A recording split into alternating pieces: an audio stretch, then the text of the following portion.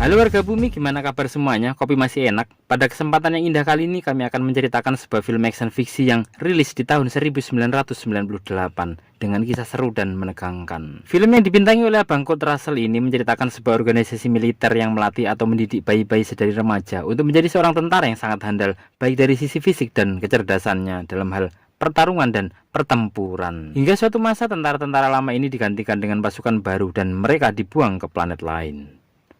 Bagaimana keseruan, ketegangan, kelincahan, dan ketegasannya? Marilah kita sambut dan mulai kisah ini dengan memukul tembok 3 kali.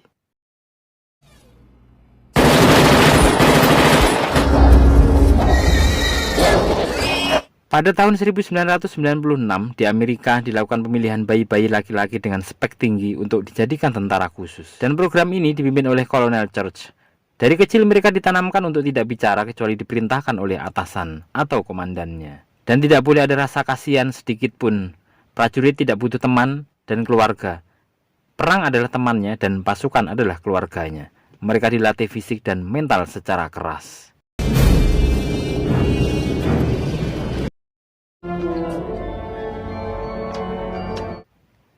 Menginjak usia 16 tahun, mereka dilatih menembak dan mengaplikasikan pelajaran-pelajaran sedari kecil dan diakhiri pelatihan pada usia 17 tahun.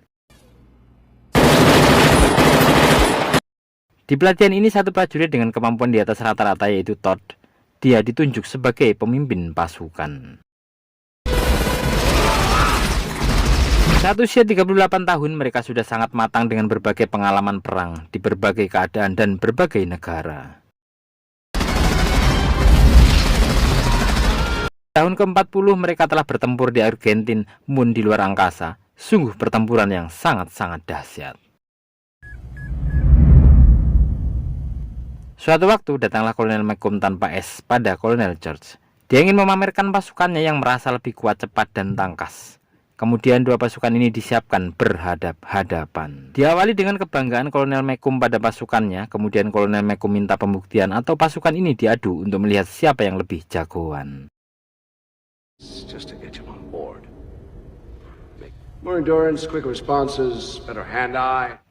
Dimulai dengan tes tembak dengan akurasi 99%. Kemudian perwakilan pasukan lama yaitu Todd berlari terlebih dahulu. Selang 20 menit kemudian pasukan baru yang bernama Chain diperintahkan menyusul. Secepat kilat Chain berlari, terlihat di akhir garis finish, Chain mampu mendahului Todd. Tak cukup sampai di situ, mereka adu panjat tali rantai dan belum juga puas, Chain diminta diserang 3 orang peserta Todd.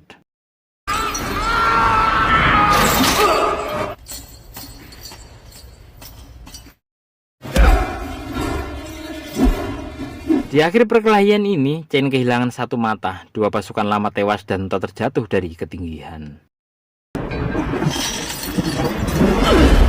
Dari sini mulailah pergantian pasukan lama dengan pasukan baru. Kemudian 3 mayat itu diperintahkan agar dibuang.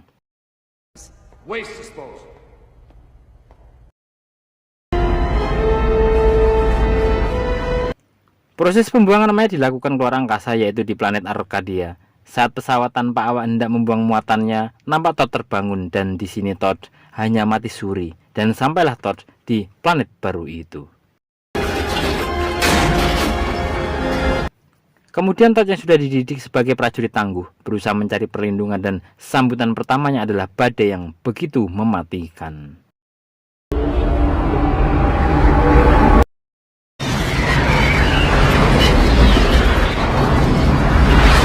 Saat badai usai, dia terus berjalan dan terlihat tanda-tanda pemukiman. Sesampainya di dalam pemukiman, Todd dihantam badai kembali. Dia terhempas kemudian tak sadarkan diri.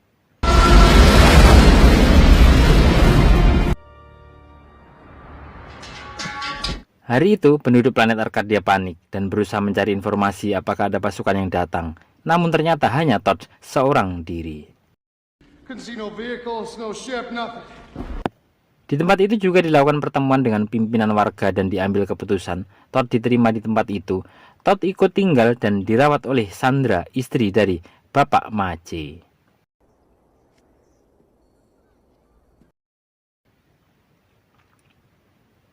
Sandra begitu tulus merawatnya dan hari-hari Todd dihabiskan dengan bergaul dengan warga itu. Namun terlihat Todd begitu kaku dan sulit bergaul normal dengan lingkungan sekitar.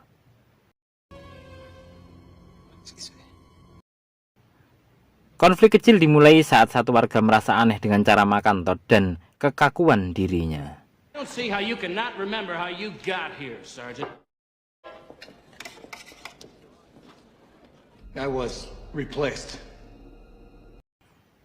Saat Todd berbincang dengan Sandra, diketahui bahwa warga Arkadian adalah para penumpang pesawat yang terjatuh 12 tahun yang lalu. Kemudian mereka bertahan dan mencari barang-barang yang layak pakai dari pesawat pembuangan yang sering datang. Bersama Sandra, Todd juga belajar bercocok tanam dalam arti sebenarnya. Suatu hari saat warga Mace dan Todd hendak mengambil barang, mereka ikat barang itu ke tali. Namun satu warga yang bernama Jimmy terlambat melepas tali dan tertarik oleh kincir maut yang berbahaya. Dan terlihat betapa kuatnya Todd menyelamatkan warga itu. Terlihat kebahagiaan di antara mereka, namun Todd masih terasa asing dan aneh bagi para warga itu. Dan diakhiri dengan munculnya pesawat-pesawat pembuangan di angkasa. Saat Todd membantu memasak, jari Todd teriris namun terlihat tak merasakan rasa sakit. Kemudian Sandra membalutnya dan berusaha menanyakan apa yang ada di pikirannya. Fear and discipline.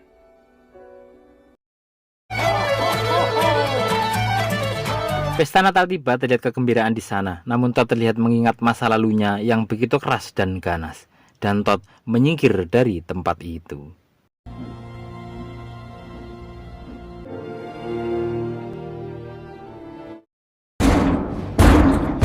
Hari itu Todd berlatih dengan keras. Anak-anak yang melihat diminta menyingkir, kemudian datanglah Jimmy yang hendak memberikan selendang sebagai rasa terima kasih karena telah menyelamatkannya. Namun tiba-tiba saat Jimmy datang, Jimmy dicekik dan diarahkan kepalanya ke mesin pelindas. Beberapa warga sekitar terlihat ketakutan.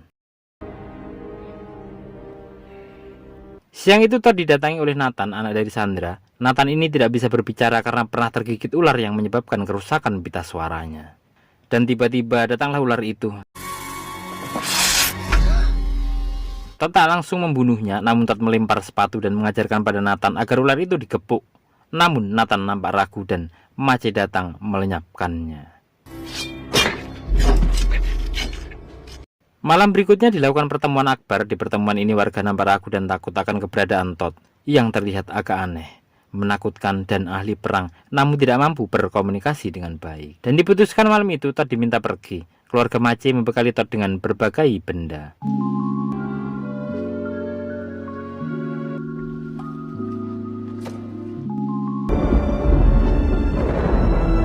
Sampai di persembunyian, nampak Todd meneteskan air mata, namun terlihat dia kebingungan apa yang menyentuh perasaannya. Kemudian terlihat di komando militer direncanakan untuk melakukan operasi pembersihan di jalur Arkadia, yang mana hal ini adalah kegiatan rutin setiap 2 tahunan. Rencananya mereka akan melenyapkan semua warga yang ada dan dilakukan oleh pasukan baru. Berpindah ke planet Arkadia. Saat malam tiba, nampak ular mendatangi Mace dan Sandra yang sedang tertidur. Kemudian saat ular ini hendak mematok, datang Nathan dan menghajar dengan sepatunya. Mace langsung bergegas mencari Todd dan hendak minta maaf karena salah sangka. We voted wrong. Kemudian Mace bertemu Todd di ujung jalan. Dia ungkapkan permintaan maafnya. Terlihat satu pesawat mendarat, namun Todd melarang Mace memanggilnya. Todd mengajak Mace pergi dan benar saja kendaraan berat dikeluarkan. Para pasukan baru mendapati 2 orang berlari, kemudian menembakinya. Saat mereka berlari, satu bom meledak di dekat Mace dan Mace mengalami putus kaki kanannya. Todd sempat berusaha menolongnya, namun nyawa Mace tak tertolong.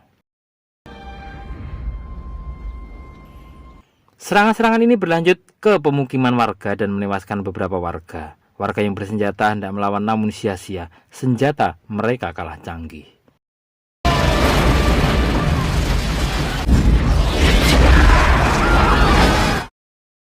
Serangan terus dilakukan. 3 prajurit pembakar turun tangan.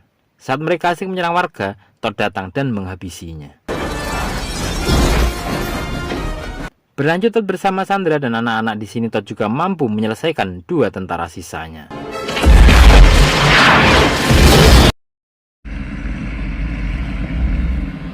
Saat prajurit 703 dipanggil, Todd menjawab dengan suara geraman, dan mereka mulai sadar bahwa yang dihadapi adalah militer.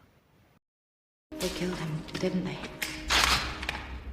Berlanjut di perjuangan Todd, saat Todd bersiap, nampak Sarah bertanya, apakah mereka membunuh suaminya? Todd hanya terdiam, dan Sandra juga meminta agar warga di komando untuk bersama-sama melawannya. Namun Todd menolak, dan perang ini antar tentara saja. Dengan yakin Todd bergerak memulai penyerangan. I'm going to kill them all, sir. Diawali dengan kendaraan tempur nomor 2 yang diserang oleh Todd. Kemudian Todd melempar 1 tentara musuh ke kumpulan ular-ular berbisa. Saat pertempuran di air, Todd menyergap 1 prajurit dan menyelesaikan 2 prajurit lainnya dengan ala militer tangguh.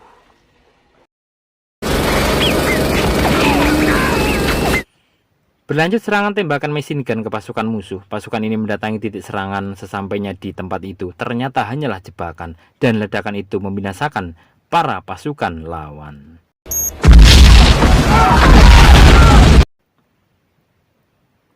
Todd yang sudah hafal tempat itu mendengar tanda-tanda kedatangan badai. Todd mengikat badannya di besi besar, dan benar saja, badai datang dan pasukan itu pun lenyap.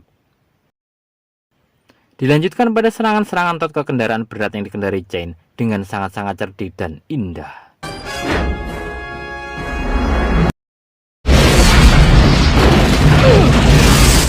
Terlihat para warga terus diserang oleh Jane. Saat Jane sedang menyerang, terlihat kendaraan nomor 2 bergerak tak sesuai perintah, dan benar saja Todd menguasai kendaraan tempur itu. Todd menyerang musuh-musuh, dan dengan semangat membara Todd menabrakkan kendaraannya pada Jane.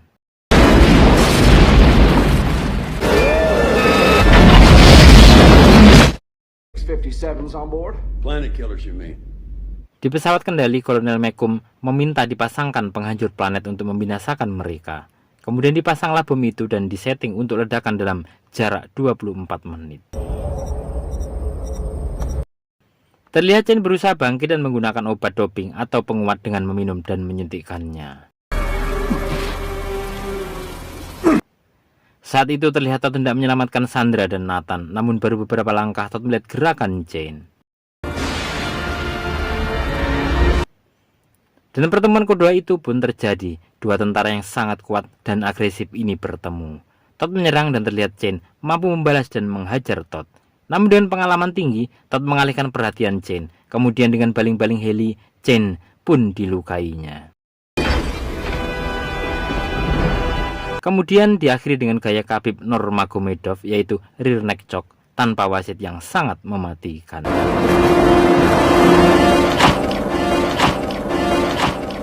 Kemudian Todd mendatangi kru tentara yang memasang bom. Terlihat mereka hormat pada Todd. Mereka adalah mantan anak buahnya dulu yang disingkirkan oleh pasukan baru. And I'm your superior officer. Di pesawat kontrol itu, Kolonel Church berdebat dengan Kolonel McComb. Dengan ganas, Kolonel McComb menyelesaikannya. Dan terdengar langkah-langkah kaki dari luar.